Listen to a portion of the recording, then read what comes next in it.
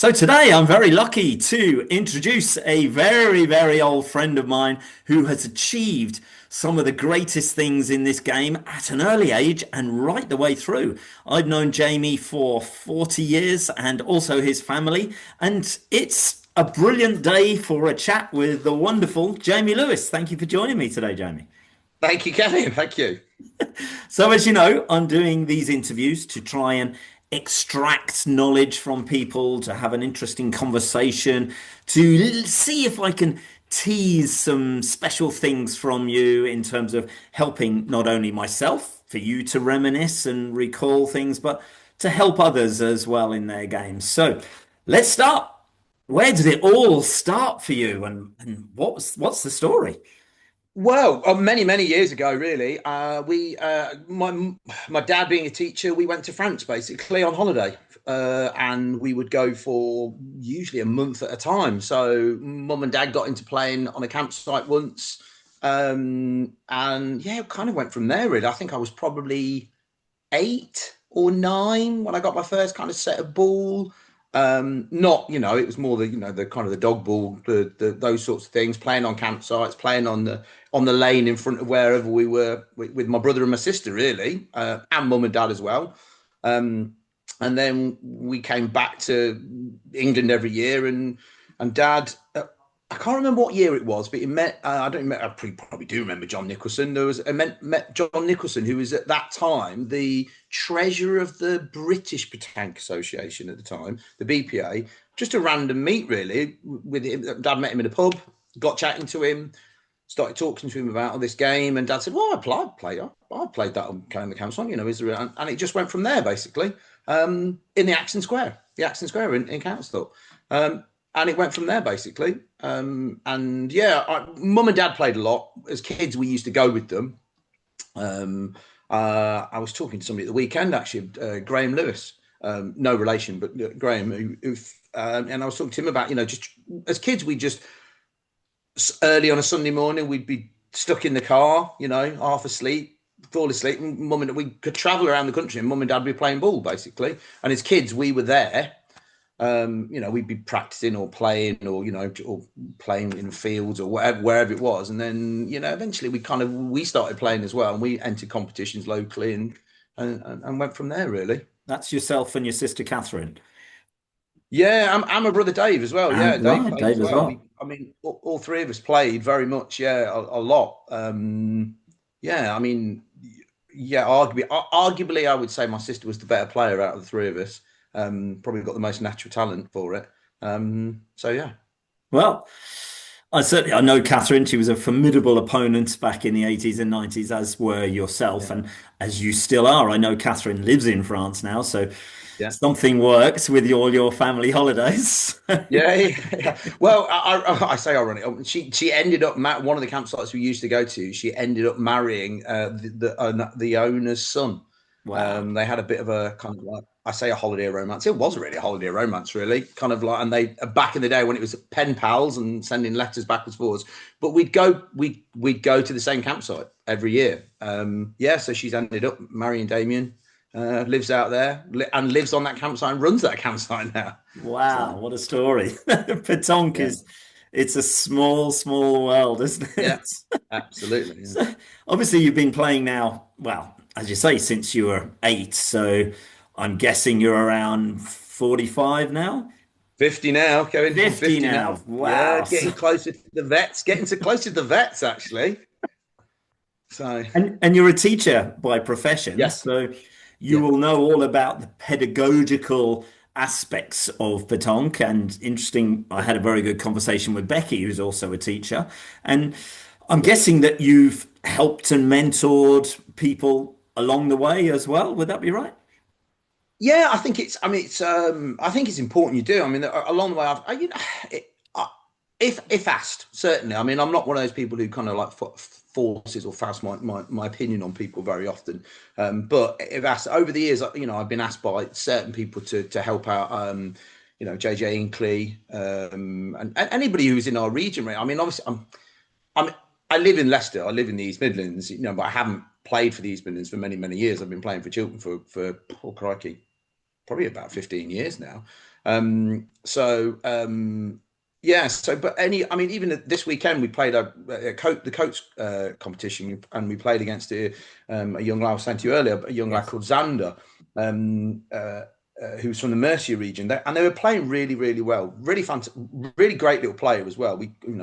He's 12 years old, I think.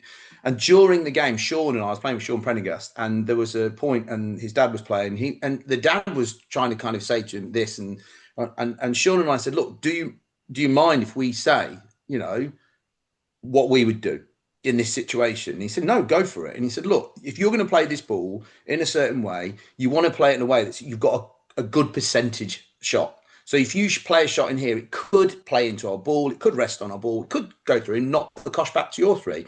If you just shoot that, if you miss, that's it. But if you don't play the shot quite right, you could get two or three different outcomes from that shot." So he went away and he played, and so he went away and he played the shot, and it was, and yeah, we were playing in a competition, obviously, to win and etc., that sort of thing. But I think there are opportunities as well, and I think you can always coach people. And I mean, we played another team as well who would only coach who had only been playing 5 or 6 weeks.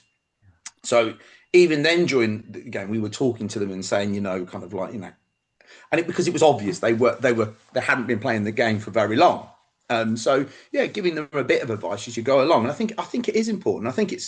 I genuinely think it's necessary, because that's how you encourage people to play. That's how you encourage people to get better, and to enjoy the game as well, because that's at the end of it. That's what you want people to do. You want them to enjoy the game and keep playing.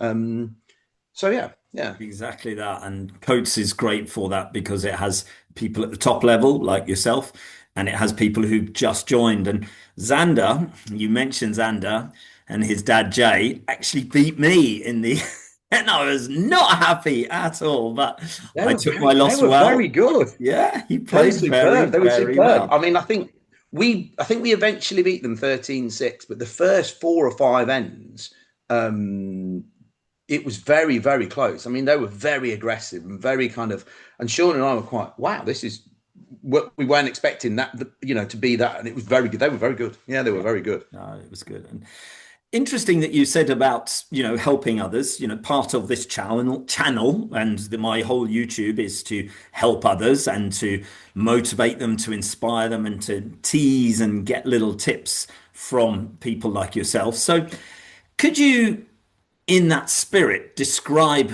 your proudest moment and your finest shot or scenario as if it was yesterday? What would that be for you? Um, I mean, for me, I mean, I've been to World Championships in crikey, when was that? 2010 in Turkey, in Izmir, and playing there was just fabulous. It was just fabulous, and I think, and I've said it quite a few times on, and I've said it to different people. Playing on that stage is like no other game of Petanque you'll ever play. And when you watch people, playing, and in the Europeans and in the worlds, and we watch on screens and we think, oh, why are they playing that shot? Why are they doing this? Why are they doing that? Oh, they should be doing this. I genuinely do not think, unless you have been there, and it sounds really kind of like, it sounds a bit elitist when you say it, but genuinely, if you haven't been there, you just cannot appreciate the pressure of it all as well, but also it's very, very, very different to anything you'll ever play in. You know, big gaps in between games, a lot of waiting around, a huge amount of waiting around. You don't realise, I'm going to go to World Championships or go to Europeans. I'm going to play loads of ball. You don't play much petanque.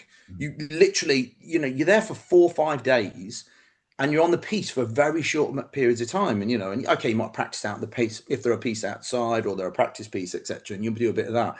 But then getting onto the actual piece, there's not, there's not a huge amount of game time. You're very aware of that. We've got to make sure everything counts. We're playing against really good players.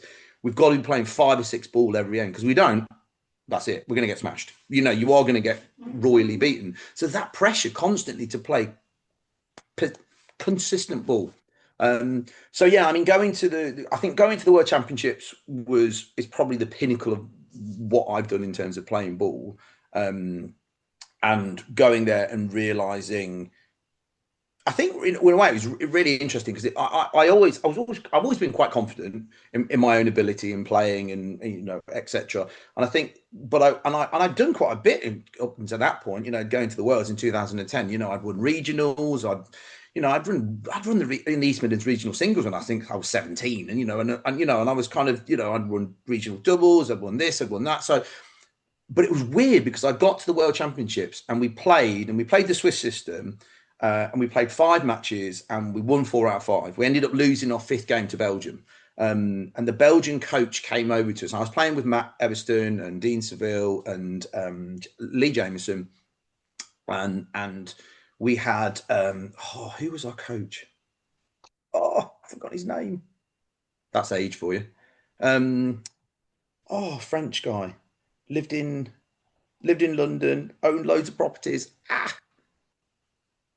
I'm I'll having a come back to blank. me. But that's okay. Anyway, but the Belgian coach came over to him and said, wow, your guys played so aggressively, so attacking, so you must have worked with these guys loads and loads. And he said, no, they've only asked me to come along because I can speak French. That he had no real input into what we were doing, and it was a and we went back after and I think we were 3rd in the Swiss after those because obviously our BHN was very good because we played Belgium, they won all 5 games and etc. And I remember sitting in the kind of the hotel afterwards, and I said to Matt, "Wow, I feel like I belong here now." And Matt said, "What do you mean?" I said, I honestly felt before I went I was kind of a bit of an imposter going because I'd never been to World Championships before because I'd never done it. And then we went and we played and we did really well. I mean, in the end, we got to the quarterfinals in the end. We went through a barrage system and got to the quarterfinals. And I think it's probably the best. And I think it is probably the best that a men's team has got in a World Championships. I think, Europeans, I think slightly different. And maybe some of the newer formats in terms of doubles and things like that. But it was brilliant, and the whole experience was fantastic, really, really good. And certainly I would say my proudest moment. The shot I remember, it was bizarre as well. We all played very, very well, the whole thing, and I think Matt was fantastic the whole way through it. Dean Seville was absolutely phenomenal. I think I had the worst statistics of the whole tournament. I think, because Martin Hughes had come with us as well and was doing, the analysis of each game, percentages of ball in and counting and all those sorts of things. And I think my percentage was something like 75%, which is but I had the worst percentage of across the tournament, across all 4 of us. And I was like, God, I feel really like, but we'd all played really, really well. And the biggest game, we had there was a barrage system. So you did the Swiss system first, and then you went into a barrage where there were only 3 teams in the barrage. So we were in with Turkey and Senegal. And because we'd finished 3rd after the Swiss, we didn't have to play the first part of the barrage. So Senegal beat Turkey. We then played Senegal, who were very, very good, fantastic actually. They beat us, and I think we lost to 8 or something like that. It was a really close. So we had to beat Turkey to go through, and we were playing effectively. It was being held in Turkey, and these guys they were from France. They were Turkish, but they were French Turkish. They were from France and they lived in France. I mean, we found out afterwards they lived in France. That they played their ball in France, and they'd been kind of like almost flown in really to kind of represent because the World Championships were being held in Turkey and they wanted a team. So we played them, and we just literally went, let's do or die. We just got to focus. We got to play and whatever, and ignore everything that was around us. And it was really, for all the kind of, we had a few people there who were supporting us, but then it was very partisan. It was very, a Turkish crowd. I can't even remember how many people were there because it was, all around us. And every time the Turks played a shot, the noise was, every time we played a shot and we're on, there was about 8 people cheering. Basically, the people who had come with us. Wow. So it was amazing. But we played brilliantly. We played absolutely brilliantly. And I remember it's not the best shot I've ever played, but I think it's probably one of the most effective shots I've ever played. So I was shooting for a ball over the top. They were on, and we had a front ball, and they had a front ball as well, and I went over the top. I was slightly shooting over the top, and I shot over the top, and I just clipped the top of our own ball as I was going over the top, which knocked it slightly closer, and my ball flew into theirs and carried it. And so we were then sitting, I think, three after this shot. And they tried up until that point, they tried everything to put us off. They'd gone to the toilet, they tried to encroach on us, they were moving around slightly when we were playing shots. I mean, in between shots, we were played and we went and stood off the piste, literally as if to say, because Matt had said, look, if they're trying to intimidate us, we'll just put ourselves in a position where we're nowhere near them. So we just went, every time we played a shot, we stood where we wanted to. And then every time it was their go, we went and stood off the piste. And it was, you just could, and I think to that point I think we were 6 or 7 nil up at that point anyway, and I think they got a couple of points, and then we played this end, and you could just see how crestfallen they were. And we went and stood off the pitch, and I remember standing next to Dean and Matt was looking down and just chuckling to him, like laughing to himself, like mid this game, and he just kind of said to me, Lewis, that was devastating. He said, look at them, just look at them. And we looked at these three guys, and you could just see that they just thought, we can't do anything in this. We can't, they're just, even the looks with them. And I think we literally finished the game off in the next couple of ends because they just thought, we can't do anything in this game to beat these guys because they're just, everything's going for them. So yeah, it wasn't the best played shot I've ever played, but it resonates so much because there is an element of luck in the game as well. And you can get an element of luck in the game, and it's part of the game. And some people get quite annoyed by it, but Do it you know, is, luck, it the right, goes, if you're, yeah, goes both ways. yeah, 100%. And it was one of the things we were talking, if you try to play positive ball and be aggressive, you can kind of create your own luck in some ways. And that shot, that would never have come off if I hadn't have gone, been aggressive and shot for it. And we weren't down on ball. I think it was even ball. It was quite, but yeah, that was the kind of shot I remember from that tournament. Yeah. What a remarkable story. So you mentioned an interesting thing that quite a few people have asked me about, and I'd like you to explain it. BHN. Yeah. Tell everyone who hasn't been to World, what in the Yeah, world is BHN, and then the sub yeah, level underneath that. yeah, absolutely. So, I mean, my understanding, well, it is, what it rewards is if you play better teams, the good teams, you are almost given credit. So your BHN is whoever you've played, how many games did they win effectively? So so our BHN, when we were at the World Championships, because we played Belgium, we get five. They won 5 out of 5 in the Swiss, so we get 5 BHN points. And the other teams we played, however many games they won in that process as well, you get that is your BHN score. So I think we ended up with 4 wins, but our BHN was quite good because we played.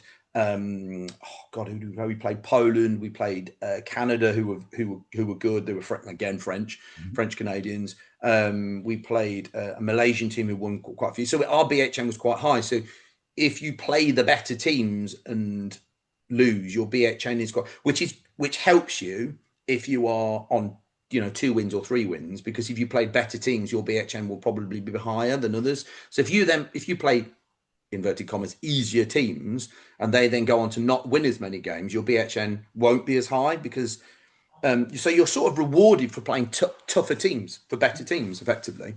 Yeah. Yeah, it's been around for a while, and I think there's another one as well. There's BHN, and then there's another. I'm not a massive stats person, No, there's another one I understand after speaking to Matt, where depending on who you've lost to, the loser's loser can affect your game. It gets very complicated. So it's it gets very, very complicated.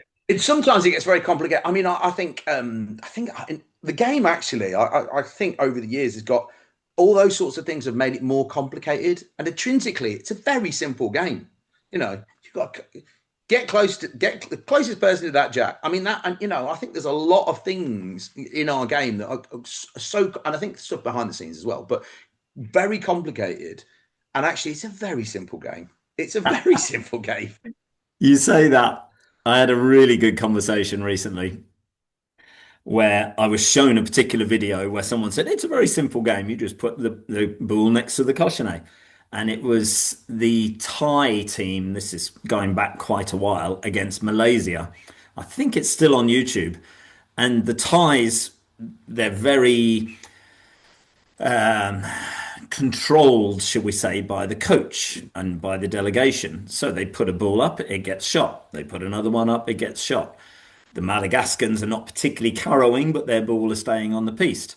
Yeah. Six beautiful points later, six shots later, they lose 6 points, and they're like, what did we do wrong? They look to their coach, and he just Yeah. like, ah.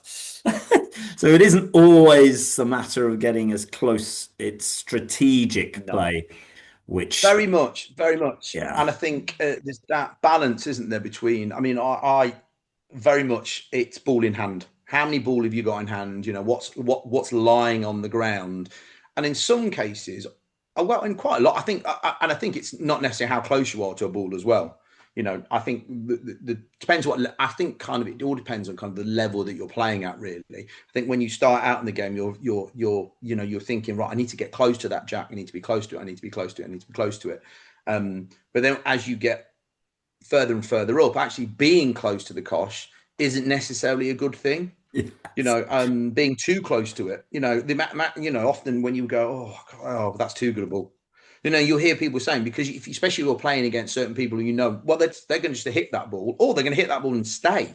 So actually, you don't want to be too close, because if they hit and stay, well, if you put it right next to the car, you've got no wriggle room in there. But if you point it and you're like this far away and they shoot and stay, well, you've still got that much room to point into.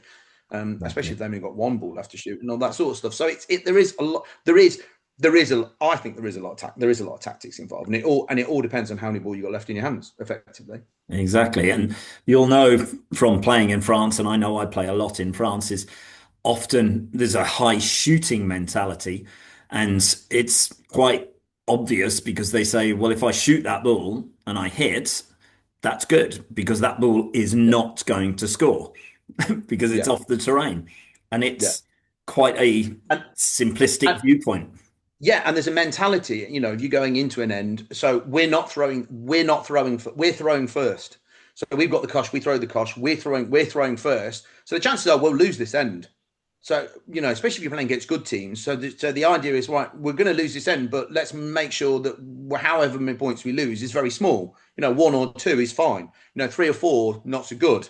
Um, so, yeah. So there is that mentality of, you know, we are going to lose points in a game. That's how it works. You know, to not have any points scored against you is very, you know, very rare in any kind of French game or in the mentality, because they'll just think, well, you know, that's ridiculous. You should always score points because you're playing against, you know, you're playing against somebody who throws the cosh first. If they throw the cosh first, um, I had a thing what years and years ago, and it backfired on me a little bit. I was playing singles I think it was a national singles, and it was over I think it was Hertfordshire, I think maybe, or more, maybe Herefordshire. I was playing against Sofian Luciani, and it was a Swiss, and I think we both won 3 games at that point, and we tossed for the cosh, and I won the cosh, and I said, right, you point first then. And he went, what? You can't do that. I said, I think I can, you know. I said, because I've won the toss. And he called the umpire over. And the umpire came over and said, yeah, what's what? I said, well, I've won the toss, and I want Sophie to point. And the umpire went, I'm not sure if you can do that. I said, well, I want him to point first, because, you know, my tactic is he's going to point, I'm going to shoot 3, and I'm going to try and get 3 points off the first end.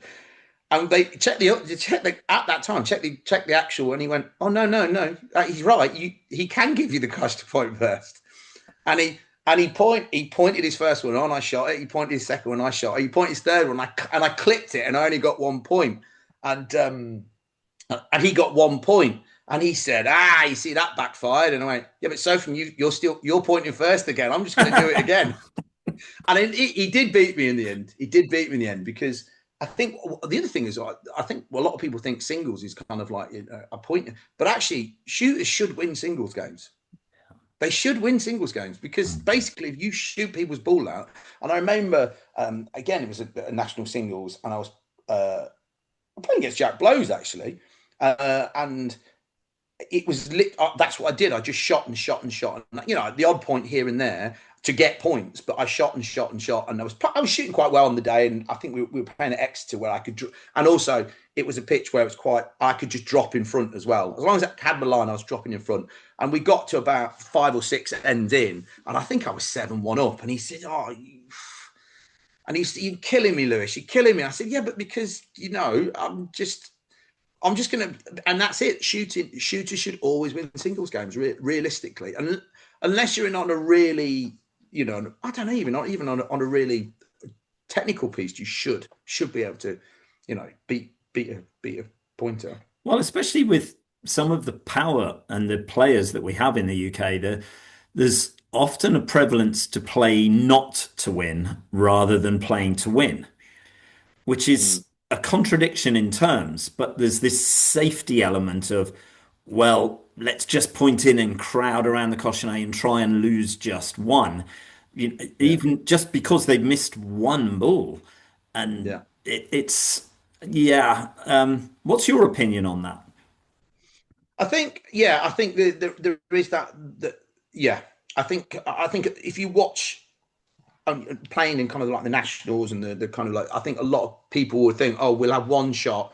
Oh, we've missed that one. Maybe we should point now. And actually, yeah, for me, if you've shot once, the tactic you should shoot again because the tactic was right in the first place. So the reality is now you're shooting again to hit and you hit that ball.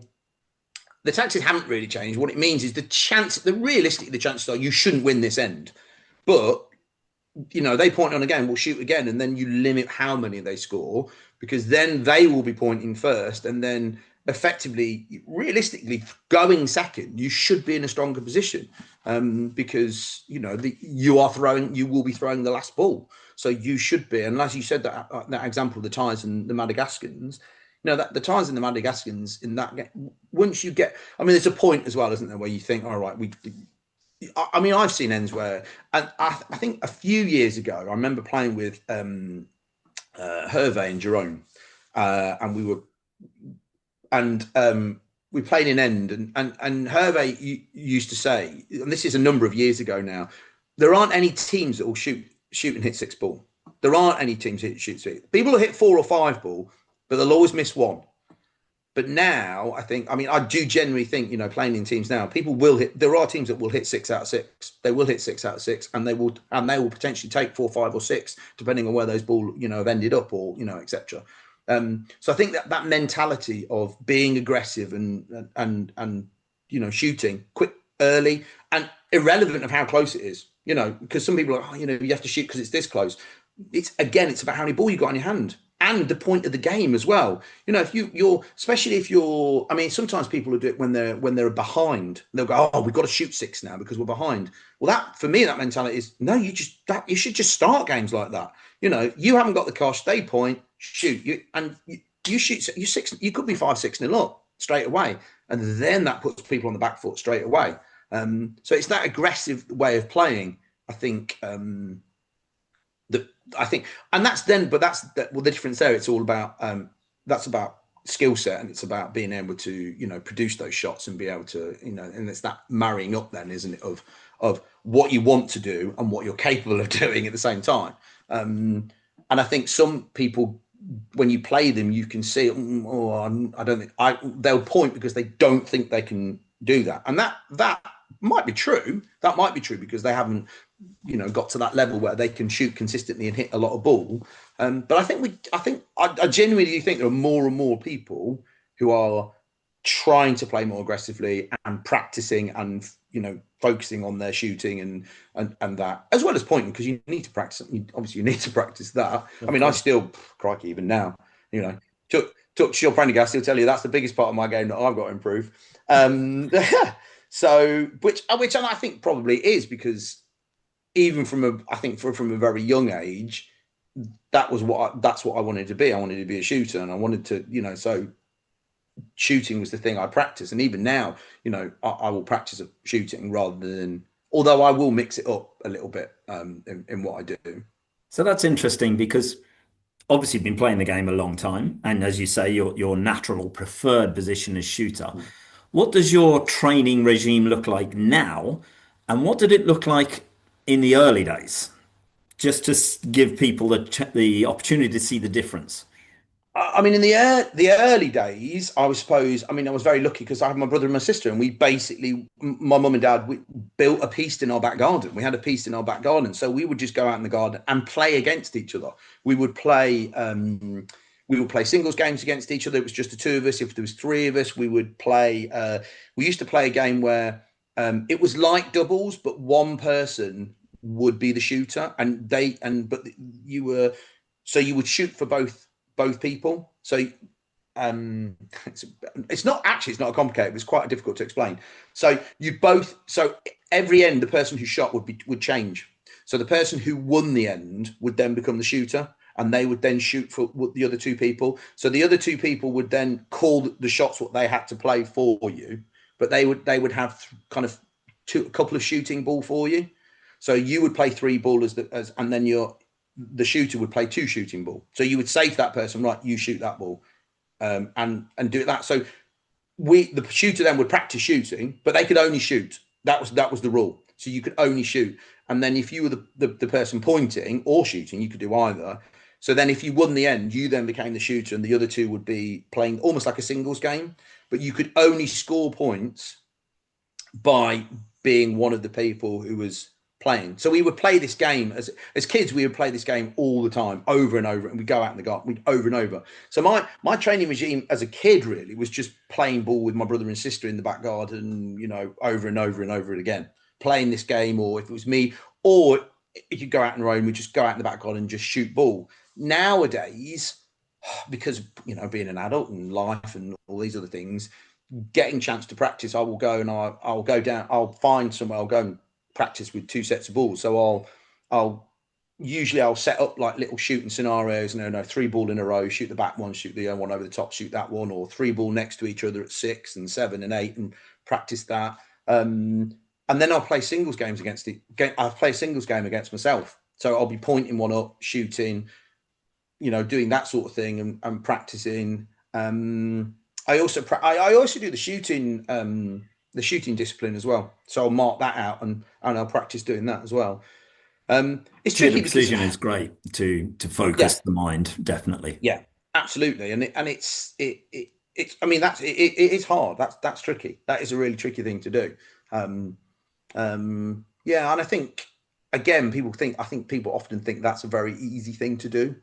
But when you actually do it, it's quite a tricky, and to get the points to get those points to get up into the 40s is practically, it's very very difficult. I think my record is 46. I think once I got 46. I think I've got over 40 a couple of times, but usually it's like 30s. I can get into the 30s fairly consistently. But that's when practicing on your own. You're practicing and you do it, and it's again, it's that thing of being easy. It's easier when you're practicing because there's no pressure there and stuff.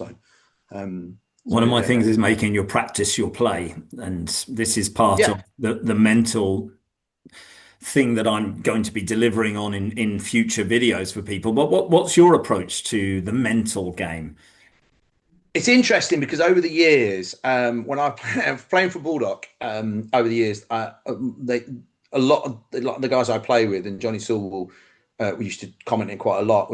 He used to say to me, we want PJ to play, get PJ on the piece, and so there's this thing about practice, Jamie. So when I in practice, just throwing ball, and in between games and before games, I just hit ball after ball after ball after ball, and like for a number of years, and I think probably post World Championships, and after another couple of years after that, I didn't fall out of love with the game, but I took a bit of a break from it and came back and started playing again. Yeah, and playing with Bulldog and going away to play the EuroCup and stuff like that. Yeah, there's this PJ element. So we used to joke about practice Jamie in games, and then sometimes in games, those shots I just my percentages would drop slightly. So I think generally over the last few years, I suppose probably the last, I would say 6 or 7 years, I've tried to care less more in games. It's really bizarre. So when I'm practicing, I'm just not really thinking. And the the big thing as a shooter, I think, is you just don't think. If you think too much in a game, for me personally, if I'm thinking, so I try to distract myself constantly in games. Even having, so some people will say, having a conversation with somebody else in, one of the other team members, opposite. Oh, that's not good. For me, having a chat with somebody, it's great. I don't mind that. If somebody starts talking to me, I love it. I absolutely love it. I'm probably giving something away there, and but I actually don't mind it having a chat with someone, because I just think, oh, I'm and the more relaxed I am, the more the better I feel about things. So yeah, and I think it's that. I think it's the pressure of something. If you start to think about something and you want it too much, and you think, oh, this is, if I don't make this shot, and that's when that kind of bit of pressure, it comes, and I'm not saying don't care completely, because obviously that would be, that'd be a lie. I mean, if anybody'd see me playing as a youngster, I was a bit of a hothead. I would think it's a very polite way of putting it. And I would, I will openly say this. I was terrible. I was awful. I was probably quite awful. I mean, there's a couple of other people I would probably put in the same kind of category growing up. I think I'll But join I you was in that I one. was I was awful. But it was never directed at anybody else. It was always directed at myself, because my opinion of myself and my expectations of myself, having known what I'm playing and whatever. I think growing up, I thought my what I was aiming for was a perfect game. And actually, the reality is, you very rarely you're going to play a perfect game. I think in in the time of being, I can only really, especially from a shooter's point of view, I can remember having maybe 3 or 4 perfect games where I've just hit and stayed. I mean, I actually, funny enough, I've had a couple of interregionals in the last 2 years playing, where I've shot and hit, and shot 2 ball every end for 7, 8, 9 ends, and come off the pitch and gone, I've hit everything. I hit everything. Like, there's literally, and there's nothing better I could have done in that game. Okay, I could have maybe carried a bit more, but I've literally, and but aiming to be perfect in games means you're setting yourself up to fail straight away, because perfection is almost, I mean, it's that, perfection is almost unobtainable, isn't it? So what you want is to be playing well, and that's the thing. So I think I've realised over the years that the mentality is, okay. Yeah, I want to, you want to play well, and you want to be, and getting off on the right foot, and it's all that's also that cliche of what I've realised over the years. It's just one shot at a time as well. It's literally one shot at a time. You don't look too far ahead in an end, because anything can happen in an end. A cosh could move and this could happen. If you start to think in an end, oh, we've hit 3 here, we hit 6, or we're going to get 6. No, let's focus on the next shot. It's just the next shot. It's just the next shot. It's just the next shot. So Yeah, and yeah, you don't have a lot of time but in yeah, I think between I, those I think my shots. mentality more. Mm. No, no, and I think it's, for me, it's rhythm. It's a lot about rhythm as well. Finding yourself and getting yourself into a rhythm. And if you miss something, or you don't play a good shot, get out that circle, stop it, and break the rhythm that was bad, and create a new rhythm, and get yourself going again. And I think that's the case. I think that's the case in many, many sports. I think many sports. I saw a thing. It was Roger Federer talking at a university about, how many shots, and as a tennis player, etc., and he said, well, how many shots do you think, how many winning shots do you think I played in my course of my career? Well, he said, well, statistically, it's just over half of the shots I've ever played, something like 53%. He said, Yep, I've shot, but correct. it's about making the right shots at the right time, and those sorts of things. And in pétanque, actually, it is slightly different. I know that's because in tennis you need to win 4 points, don't you, out of potentially the 7. And in pétanque, you really, as a team, you're looking to at least playing 5 or 6 ball every end, to exert that sort of pressure on other teams. It's a similar thing But with Babe but then Ruth. if you can play, Babe Ruth, who had the biggest home run record, but also had the biggest yeah, strikeout record. yeah, Also, Michael Jordan hit the winning 3-point shot ridiculous amount of times, but also missed yeah, that winning shot yeah, ridiculous amount of times. And it is what it yeah, is. Sometimes you hit, sometimes you don't. yeah, That's just the game. yeah, So you mentioned Bulldog. Bulldog is Yeah, obviously a very, very well-known team here in Chiltern, but also yeah, around Europe because they've done so well in EuroCup. One of the yeah, interesting things that I always like to tell people that I'm talking to, surround yourself with other people who are winning. Play against those people who yeah, are significantly better than you to learn how to lose, and then so that your game can come on. Because if you're in that situation, you have to raise your game. And if you're getting battered, yeah, take the battering, but aspire to be better. And it's interesting because when I played in yeah, Coates this weekend and previous times, people they say, "Oh, well, I've put a ball up, but they're just going to smash it out." But that's the whole point. That's the that's game. the game. That is the game. Your job is to take the shooter out. Focus on Yeah, your role. Don't get yeah. upset if your ball gets taken out. It's an interesting one. What's your thoughts on surrounding yourself? Because obviously you've been in the game a long time. As you mentioned, you Yeah. did very, very well. I remember you doing incredibly well when you were younger, but you didn't just suddenly have great players knocking on your door. You had to Yeah. raise your game. How did you do it? Yeah, absolutely. Absolutely. I think probably, I think over the years, I think as kids, we were, I mean, our mum and dad very much were, when we were growing up, they never let us win at anything. That was the thing. I mean, even in Petanque, and I've probably told this story before.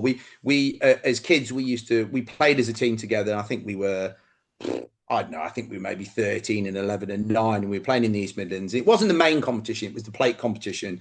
And we were playing against my mum and dad in the final. Um, and we played against them and they beat us. They beat us quite convincingly. I think 13-4 or something like that. And everybody else was kind of going, "Oh, that was really mean of you," blah blah blah. And my dad, I think it might have been my mum or my dad. I can't remember who it was. And my mum said to somebody, "No, I'm not going to let them win. They'll learn nothing from that. They'll learn nothing from us letting them win." And I think my dad said, and also the other thing is, it'll be soon enough. He said they'll be thrashing us, they'll be beating us, and it will be us thinking. And obviously, and I think as kids, we had this mentality of we had to earn. You had to earn it. You had to earn what you. And I think we were very lucky as well because we played in the East Midlands at a time where there were a lot of really good players. Um, Lots and lots of really good players, and we were fortunate enough to play with them as well. As kids, people would ask us to play with them as well. And I remember playing in, regional tournaments and winning them and with adults. And then there was a point where I remember my brother and I played together in the regional doubles, and we won the regional doubles together. And I think we were 16 and 14, maybe. And yeah, but then I think I have. You're right. Surrounding yourself, and I suppose as kids, it was we were playing with adults, and adults were better than us. But then there was a point where we got to, and I think my brother and I played with Paul Bond. He came over. I remember Bondy coming over from Spain and playing, and he was just.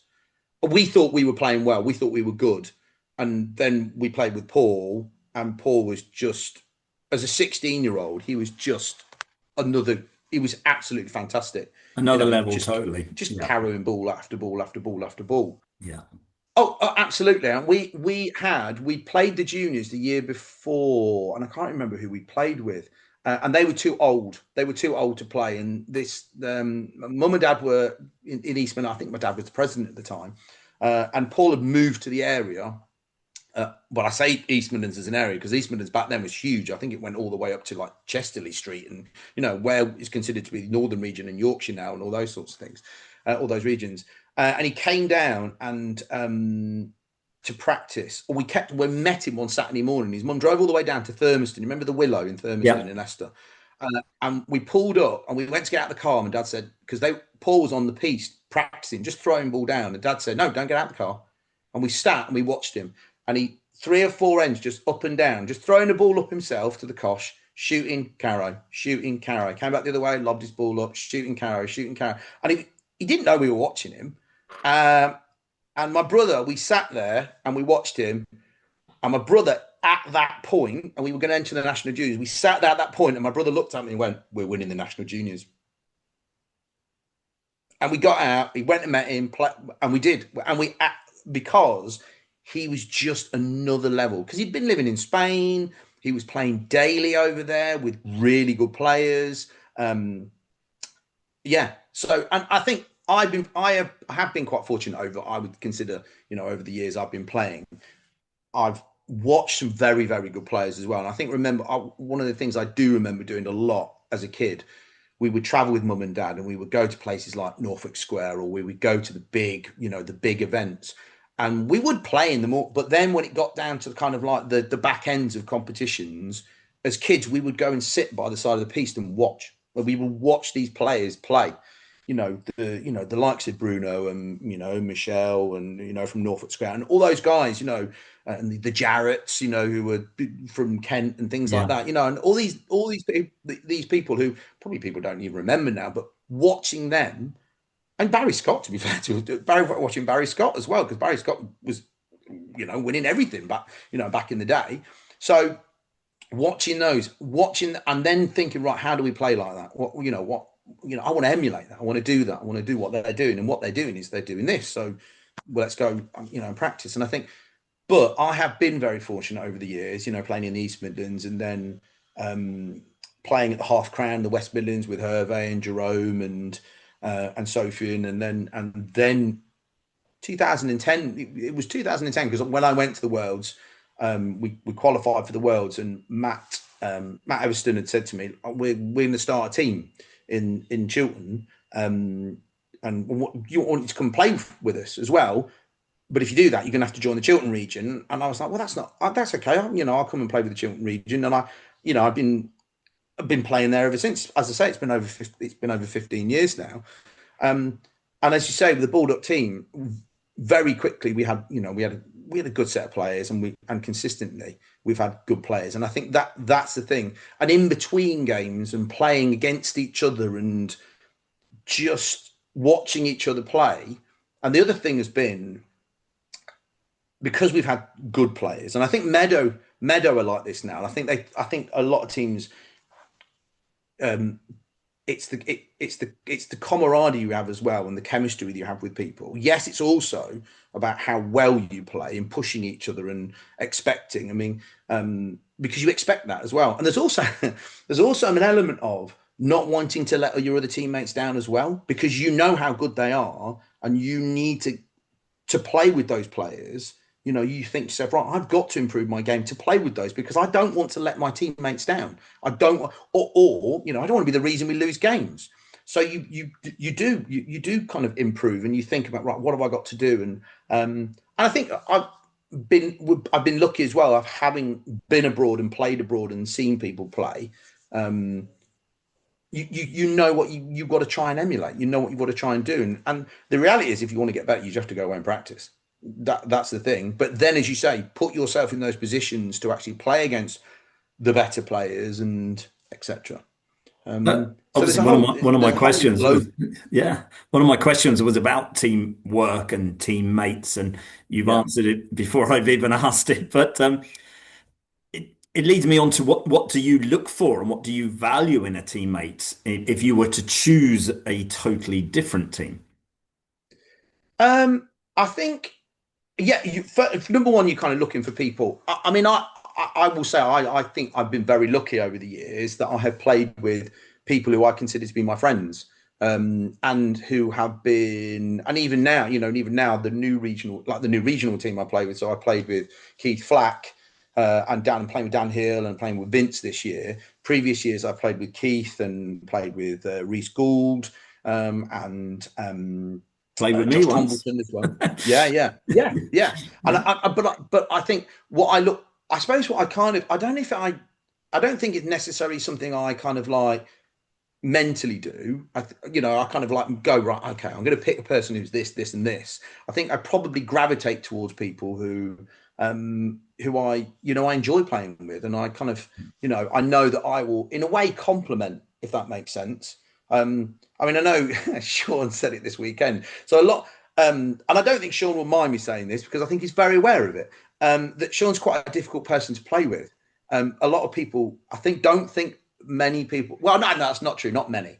I don't. I think a lot of people would find it quite hard to play with Sean because he's quite critical of himself, but also of the people he plays with. But more, and we had a conversation about this at the weekend.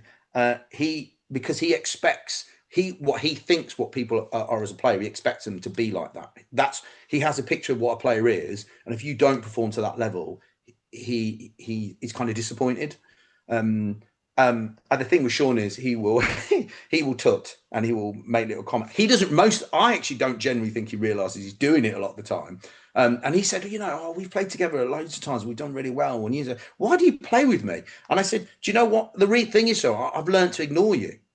Not in a nasty way, but all that stuff that goes with it, I just ignore that. I don't, I know you're going to, if I play a bad shot, I know you're going to tut. And I know I'm not playing a bad shot on purpose, and you know that, and I know if you play a bad shot, I don't need to say anything because, he'll be more annoyed at himself more than anything else. So I think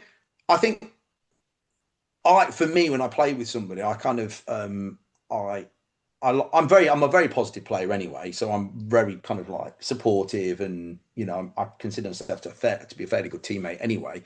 But I think I just look for the kind of chemistry that you have with people, on and off the piste, to be able to get on with them. As a player, obviously, I'm looking for people who are, I feel that are going to complement my game. I'm a shooter who can point, but my job is to shoot. I'm looking for somebody who can, complement that really. But I have been very lucky over the years with the people I've played with. Going to the World Championships, I couldn't, playing with Dean and Matt and Lee Jameson.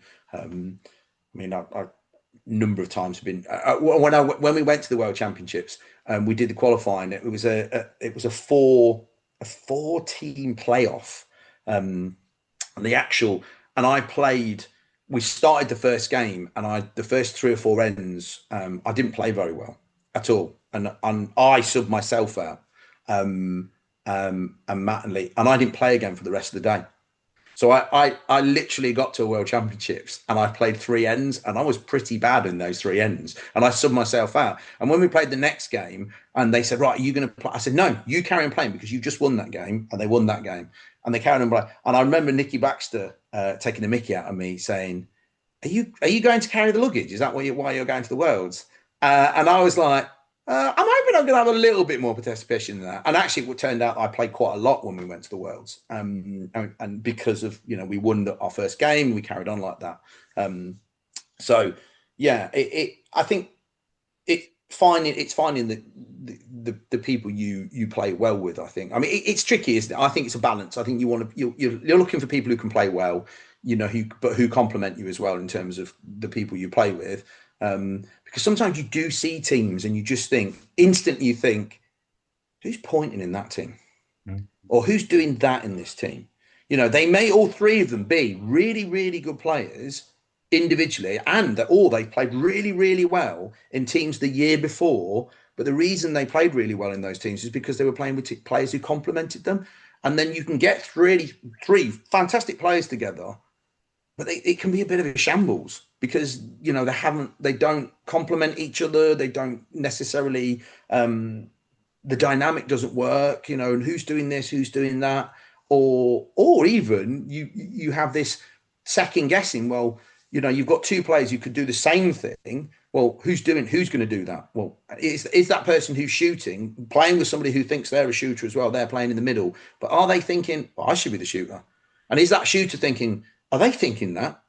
And if I miss one, are they going to be thinking I should be doing? Do you know what I mean? It's that head thing. So I think for me, the best teams work when there's not a lot of thinking going on. Everyone complements each other. Everyone knows their role. Everyone can just and there's comfort in that, really. Mm-hmm. And there isn't, then people aren't second doubting and they aren't thinking what they're thinking and those sorts of things.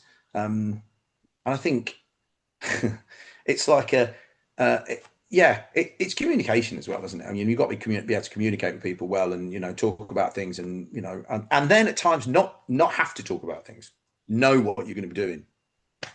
It's it's really good, and your synopsis of it is remarkable because it's trusting people.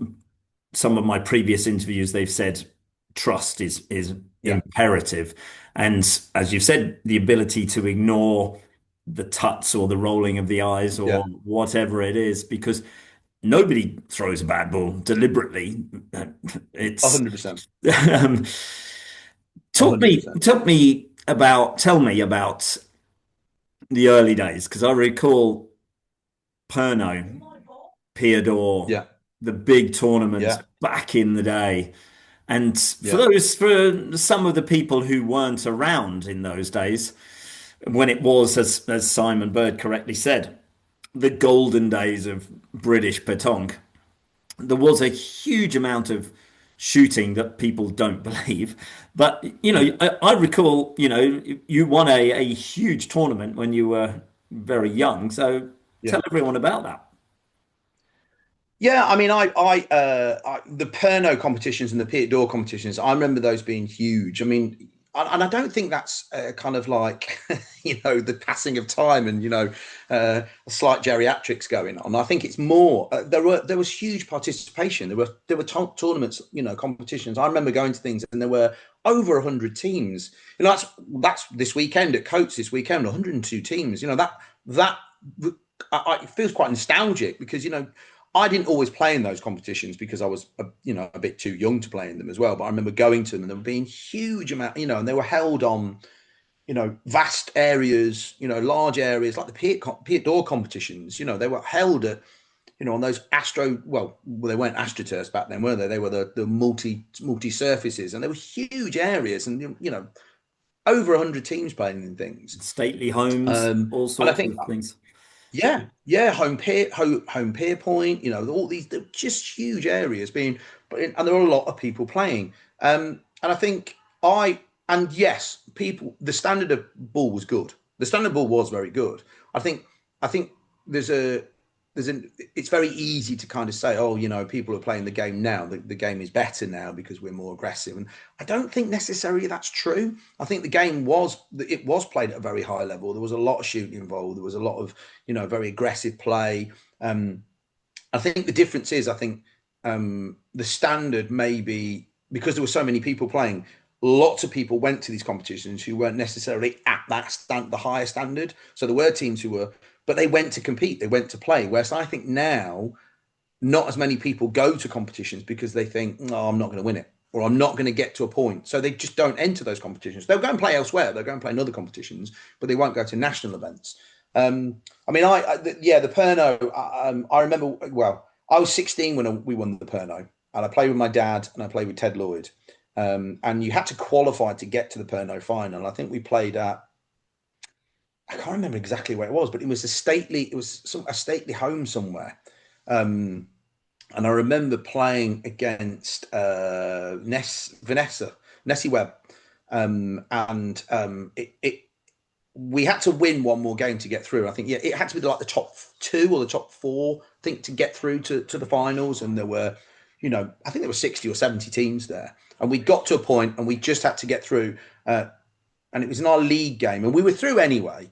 Yeah, we were through anyway, and we were playing Nessie and as a 16-year-old, I just wanted. I knew she was very good. I knew she was really. I wanted to go head to head with her as a shooter, and my dad kept saying, right, there was a patch on the piece, and he kept throwing it into this patch, and it was just really thick, and he kept throwing it up into this patch, and of course she would shoot and hit it, and it wouldn't go anywhere.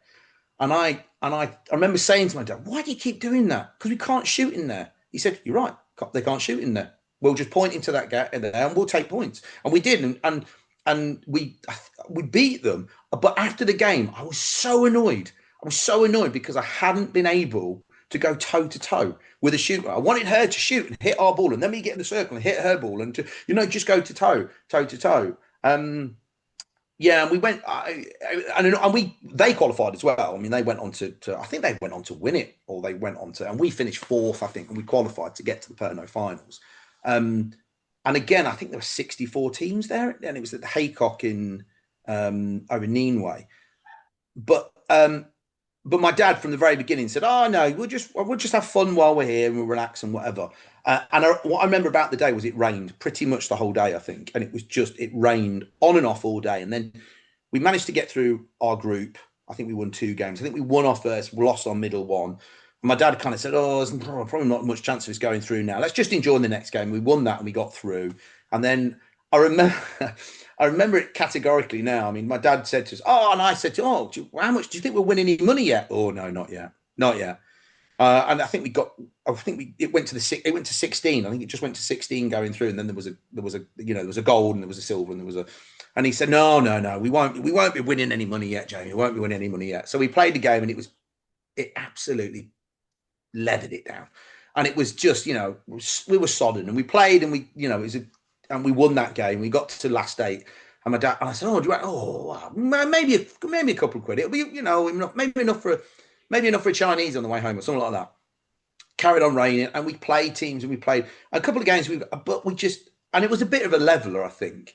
But as a 16-year-old, every game, all I was concerned about was just shooting against their shooter, shooting, and my dad realised that quick, and he was just like, "Right, you shoot, you shoot. We'll do everything else. You just shoot, you just shoot."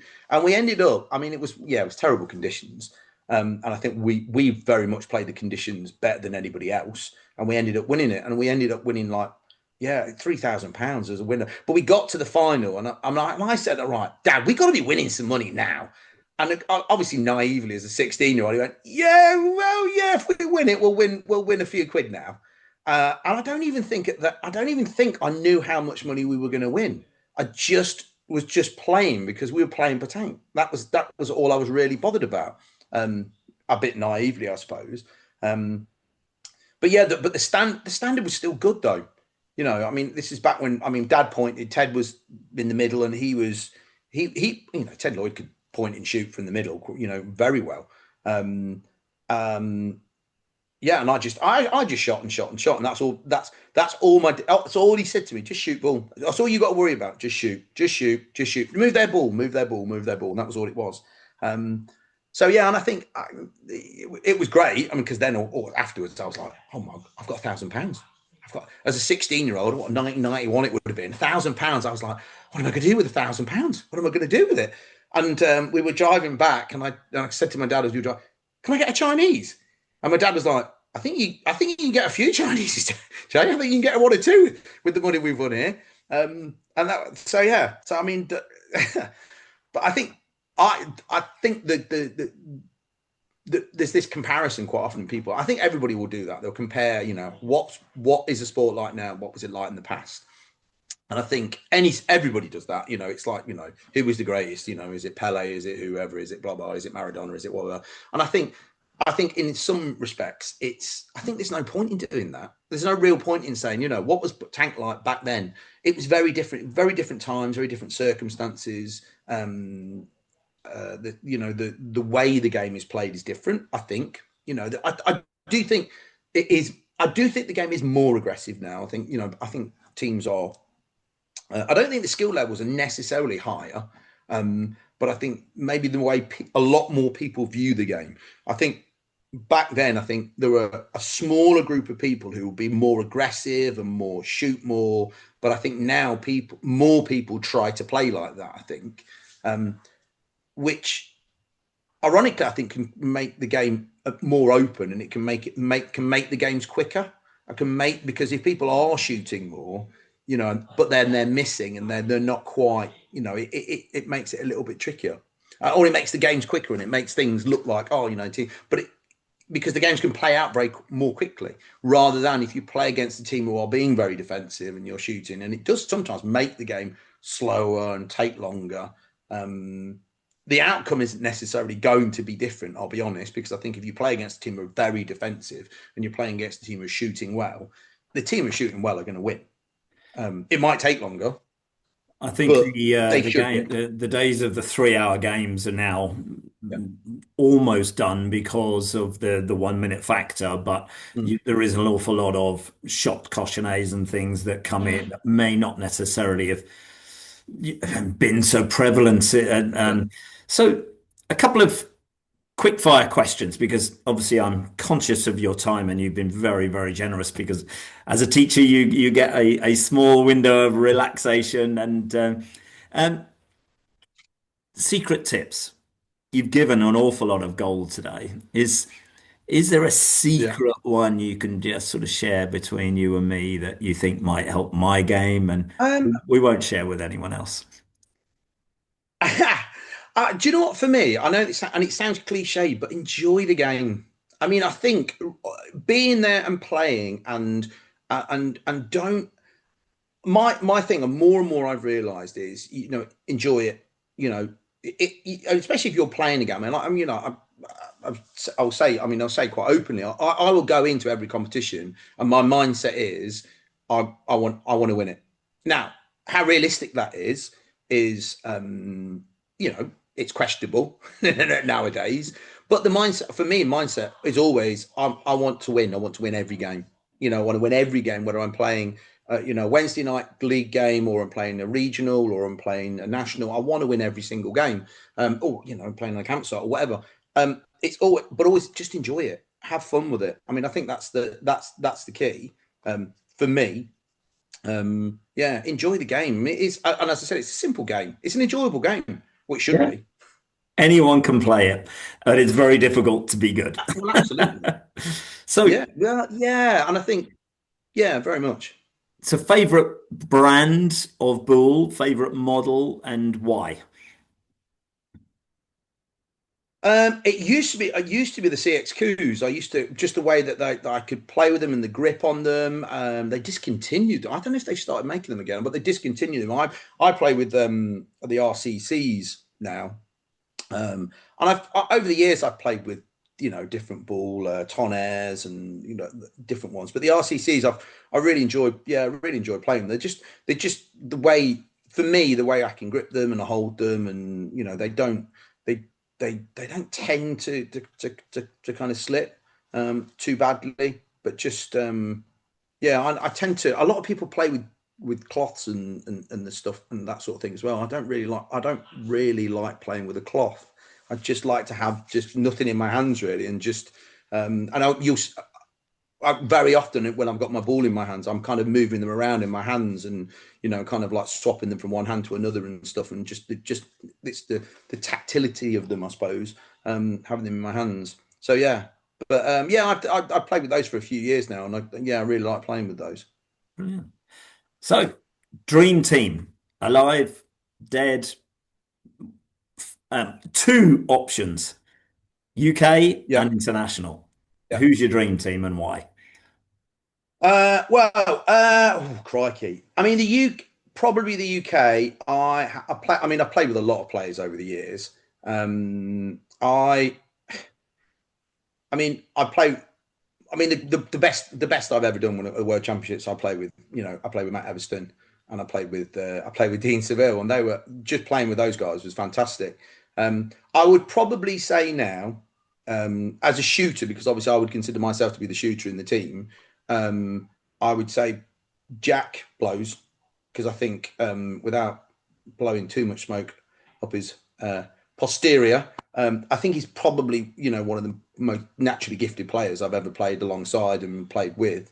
So Jack's a fabulous player, and Matt, yeah, Matt as a pointer. He, having played alongside him and watched him, and it's his play, but also his mentality as well. His mentality was always, fantastic. He never believed he was going to lose games, even if he was 12, 12-3, 12-4 down. I've been in EuroCup matches with him or watching him, and against other nations, and been 12-3 or 4 down, and at no point did he look like he believed he was going to lose, and can claw it back and win 13-12. His mentality has always been yeah, fantastic. Um, Internationally, are so many fantastic players over the years. I've kind of seen. I mean, I'm a huge fan of Diego Rizzi. I've met him a few times. He's a very annoying person. And I said this face to face to him. I kind of met him and was practicing with him, and he was conversing in English with us and chatting away with us, and playing and having a laugh and a joke with us. And I kind of said to him, Diego, I'm really disappointed. I've watched you for years, and I've played alongside. I played a couple of. I really wanted you to be not a very nice person, because then that would make it. That would be easier to dislike you. But unfortunately, you're a really nice person as well. And he laughed, and he understood. He was kind of like, and but he's a fabulous player. He's a brilliant player. So I think probably playing with Diego Rizzi and it for me, Lacroix, Henri Lacroix is just the things that guy has done in the game, and the way he plays, and the way he's still he's a fabulous player. I mean, there's so many. I mean, Kante, Kante is just a fabulous player as well. I mean, I'd love to be able to play with some of those guys. It would be amazing. But I think probably have to pay a few pounds to be able to do that in a competition nowadays. You'd better win a few more Pernos to get the money. Yeah, I think so. I think a number more, definitely a number more. So, Jamie, thank you so much for today. It's been an absolute pleasure. Welcome. I'll get this wrapped up and we'll get it uploaded. You'll probably premiere Friday evening, 6 p.m. If you want to share that, that's great. Yeah, And once again, I look forward to seeing you on the pitch, and we'll have a great game. you And too.